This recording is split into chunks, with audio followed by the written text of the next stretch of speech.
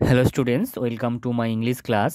Students, আজ আমরা solve করব ক্লাস 8-এর রায় ও মার্টিন প্রশ্নবিচিত্রা 2024 থেকে ফার্স্ট ইউনিট টেস্ট পরীক্ষার জন্য 12 নম্বর স্কুলের মডেল সেট।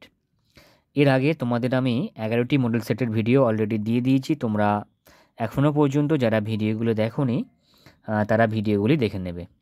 চলো আজকের মূল ভিডিওটি শুরু করা যাক। প্রথমেই রিডিং স্কিল সিন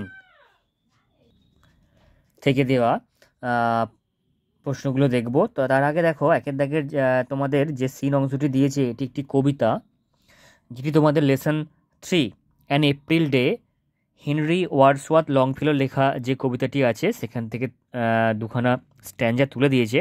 প্রথমে আমরা কবিতাটি পড়ে নেব। I love the season well when forest glades are teeming with bright forms. Not dark and many folded clouds foretell the coming on of storms. From the earth loosened mold, the sapling draws its sustenance and thrives. Though striken to the heart with winter's cold, the drooping tree revives. This softly warbled song comes from the pleasant woods, and colored wings glance quick in the bright sun that moves along the forest opening. তো এই কবিতায় কবি Henry Wadsworth লংফেলো বসন্ত ঋতুর কথা বলেছেন। তো প্রবল শীতের পর আস্তে আস্তে যে গরম পড়তে থাকে বসন্ত ঋতু আসার সঙ্গে সঙ্গে, তো সেই সময়কার যে প্রকৃতির যে অপরূপ সৌন্দর্য, সেই সৌন্দর্যের কথাই কবি এই কবিতার মধ্যে দিয়ে তুলে ধরেছেন। এবং কবি কারণ দেখিয়েছেন যে এই ঋতুকে কবি কেন ভালোবাসেন, সেটাও তিনি এই কবিতার মধ্যে বলেছেন। তো মানেগুলো এবার আমরা দেখে নিই। I love the season well, তো প্রথম লাইনে কবি কি বলছেন যে এই ঋতুকে আমার খুবই ভালো লাগে। তো এখানে স্প্রিং অর্থাৎ বসন্ত ঋতুর কথা কবি বলেছেন, তো এই ঋতুকে কবির খুবই ভালো লাগে। তো কেন ভালো লাগে তার কারণ কবি দিচ্ছেন, দেখো। When forest glades are teeming with bright forms, তো জঙ্গলের মধ্যে গ্লেডস মানে কি, ঘাসের ছোট ছোট জমি, বনবীথি। তো অসংখ্য জমির দেখা যায় ব্রাইট ফর্মস মানে উজ্জ্বল আকারে। তো ঘাসের জমি কি করে দেখা যায় না, প্রবল ঠান্ডায় জন্য তুষারপাতের জন্য সমস্ত জায়গা, সমস্ত জমি বরফে ঢেকে যায়, সেই সময় কোনো কিছু জন্মাতে পারে না। তো যখন আস্তে আস্তে গরম পড়ে অর্থাৎ বসন্তকাল যখন আগমন হয়, তখন জঙ্গলের মধ্যে প্রচুর সংখ্যায় এরকম ঘাসের ছোটো ছোটো জমি দেখতে পাওয়া যায় উজ্জ্বল আকারে। তো এই সময় যেহেতু এরকম কবি দেখতে পান, তাই কবি এই ঋতুকে ভালোবাসেন। Not dark and many folded clouds foretell, dark মানে কি কালো, আর মেনি ফোল্ডেড মানে কি অনেক ভাঁজযুক্ত। তো অনেক ভাঁজযুক্ত এবং কালো মেঘেরা ভবিষ্যৎবাণী করে না। ফোরটেল মানে কি প্রেডিক্ট অর্থাৎ ভবিষ্যৎবাণী করা। তো ভবিষ্যৎবাণী করতে পারে না কিসের, the coming on of storms অর্থাৎ ঝড়ের আগমন বার্তার। From the earth loosen mould the sapling draws its sustenance and thrives, তো মাটির সেই ঝিরঝিরে নরম ডেলা থেকে, স্যাবলিং মানে কি চারাগাছ, চারাগাছ কী করে তার প্রয়োজনীয় পুষ্টি টেনে নেয় এবং বেড়ে ওঠে। থ্রাইভস মানে কি বেড়ে ওঠে। দো stricken to the heart with winters cold, যদিও সেগুলো শীতের ঠান্ডায় ক্ষতিগ্রস্ত হয়েছিল। স্ট্রিকেন মানে কি ক্ষতিগ্রস্ত হওয়া, যদিও সেগুলো হৃদয় থেকে ক্ষতিগ্রস্ত হয়েছিল। দ্য ড্রুপিং ট্রি রিভাইভ, সেই মুহ্যমান বা নুয়ে পড়া গাছগুলো কী হয় না আবার চাঙ্গা হয়ে ওঠে। তো প্রবল ঠান্ডায় প্রবল তুষারপাতে গাছগুলো সব নুয়ে পড়েছিল, তো সেগুলো আবার চাঙ্গা হয়ে ওঠে। This softly warbled song comes from the pleasant wood, আর মনোরম বনভূমি থেকে সেই নরম গলায় সুমধুর কণ্ঠে বিভিন্ন সুরের গান ভেসে আসে। And coloured wings glance quick in the bright sun, উজ্জ্বল সূর্যের আলোয় রং বেরঙের ডানা দেখতে পাওয়া যায়। That moves along the forest opening, যেগুলো জঙ্গলের ফাঁকা অংশের মধ্য দিয়ে উড়ে যায়।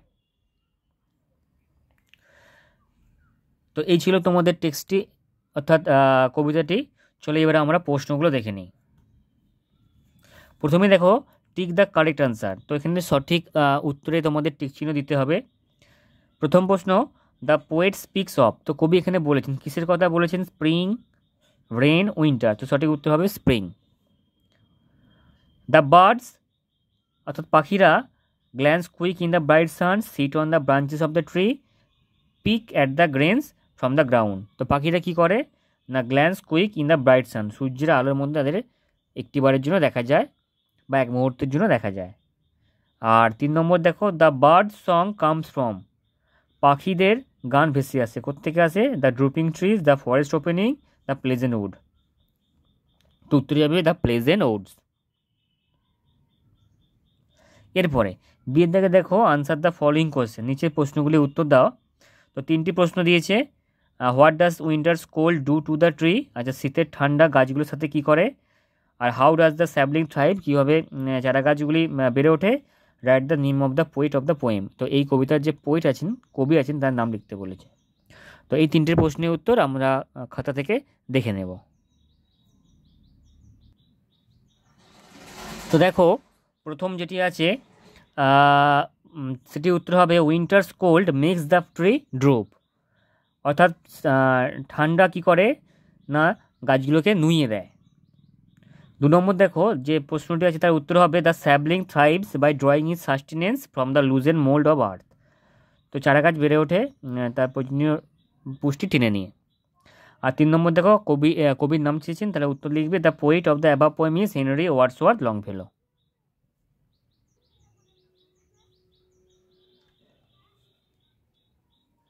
আচ্ছা, এবার আমরা গ্রামার অ্যান্ড ভোকাবুলারি থেকে যে প্রশ্নগুলো আছে সেগুলো সমাধান করব।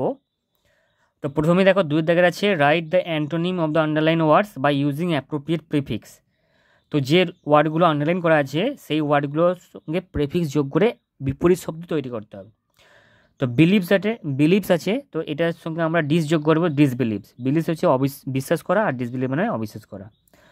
আন্ডারস্ট্যান্ড বুঝতে পারা, আর এটা হবে মিস আন্ডারস্ট্যান্ড, মিস যোগ করবে, তাহলে এটা হচ্ছে বুঝতে না পারা বা কাউকে ভুল বোঝা। আচ্ছা, এরপরে 3 দাগে দেখো fill in the blanks with future continuous tense আর পাস্ট কন্টিনিউয়াস টেন্স। তো দুখানা টেন্স তোমাদের দিয়েছে, ফিউচার কন্টিনিউয়াস আর পাস্ট কন্টিনিউয়াস। তো প্রথমটা দেখো, আই ড্যাশ ব্যাকেটে read a book next week. তো যেহেতু নেক্সট শব্দটি আছে, নেক্সট মানে পরে, তো পরে মানেই আমরা আমাদেরকে বুঝতে হবে যে পরের কথা বলছি মানে এটা ফিউচার, তার মানে এটা হচ্ছে ফিউচার কন্টিনিউয়াস। তো উত্তর হবে I will be reading a book next week. আর 2 নম্বর আছে দ্য গার্ল ড্যাশ ব্যাকেটে sing on the stage yesterday. তো ইয়েস্টারডে আছে, ইয়েস্টারডে মানে গতকাল, তো গতকাল কোনো জিনিস হয়ে যাওয়া মানে সেটা কী টেন্স না পাস্ট, এর অর্থ এখানে পাস্ট কন্টিনিউয়াস টেন্সে করতে হবে। তো উত্তর হবে the girl was singing on the stage yesterday. তো এই ছিল তোমাদের এই মডেল সেট থেকে প্রশ্নগুলির সমাধান। নেক্সট ভিডিওতে আবার তোমাদের সঙ্গে পুনরায় দেখা হবে পরবর্তী যে মডেল সেট আছে তার ভিডিও নিয়ে। Thank you so much for watching my video.